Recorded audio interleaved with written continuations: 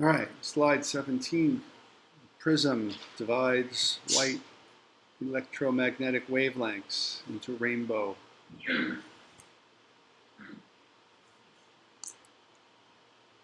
spectrum. The spectrum of the rainbow. Sorry, I was a little distracted. But so on slide 17, you see a color picture on one side and a mostly black and white picture with the little rainbow thing on the other side. Two images of a prism.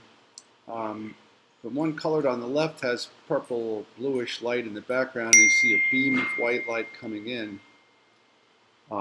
one side of the prism, and the rainbow lights coming out on the other side. And then the diagram that says white, but there's like a beam of gray light coming in. It has to say white because it's gray, but really a beam of light has no color. You only see it when it bounces off of things, right? So that's why there's a picture of a beam of light that says white, because white represents all the colors, all the different frequencies and wavelengths that when they diffuse and spread out and disperse, then they cause things like rainbows in the sky, and then they bounce off of objects. Some of them go right through the object, and then the ones that bounce off of the object are the ones that touch our eyeballs, and so we see the object as having the color that's really bouncing off of the object. It's not even a color that's bouncing off the object, it's a wavelength of electromagnetic radiation. So this is somewhat of a simplification, but wavelengths, like a length this far so that the thing goes up and down, the 2 points at the bottom and then the peak in the top, right? Where it ends, where it flatlines from here to here, that's the wavelength, and then the frequency or the amplitude, the frequency is how often and the amplitude is how high. I might even be mixing up some of the terminology, but the point is they're electromagnetic wavelengths bundled together in a beam of white, which is really colorless light.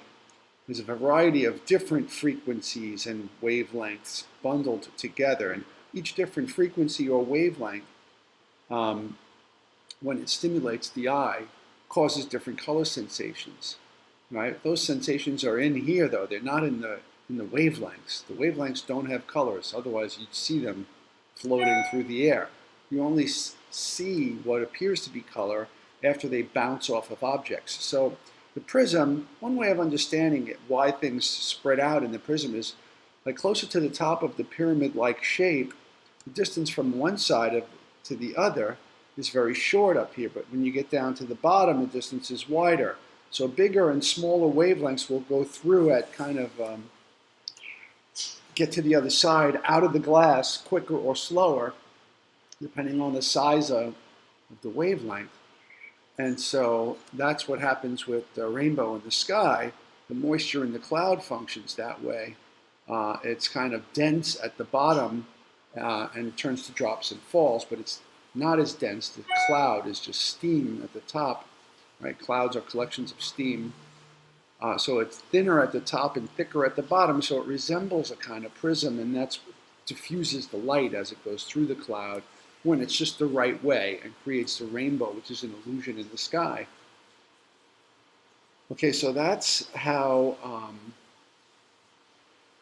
you can see with the rainbow, the different wavelengths cause each of those different colors of the rainbow, but only when those wavelengths bounce off of objects. So the one that shows the beam of red, it's not red, but when it hits a tomato that's red or something else that's red, right?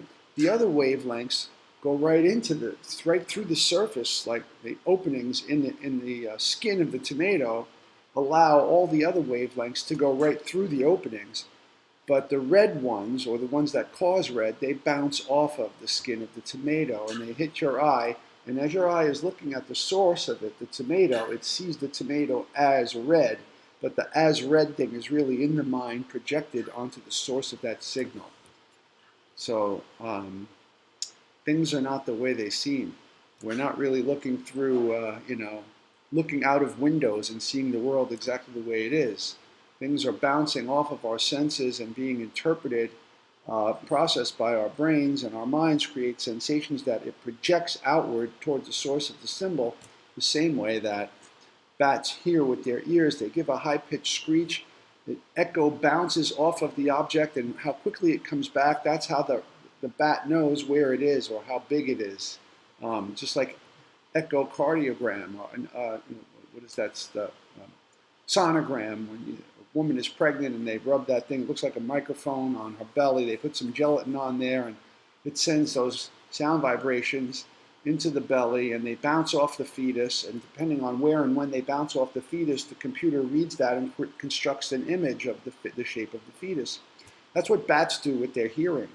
They see with their hearing. They're constructing an image based on stimulation of the ear. Right? So things are not the way they seem. We're not looking out through our eyes and seeing visual objects the way they actually are. It's a reconstruction. Same thing with sounds. All right, we can go on to the next slide.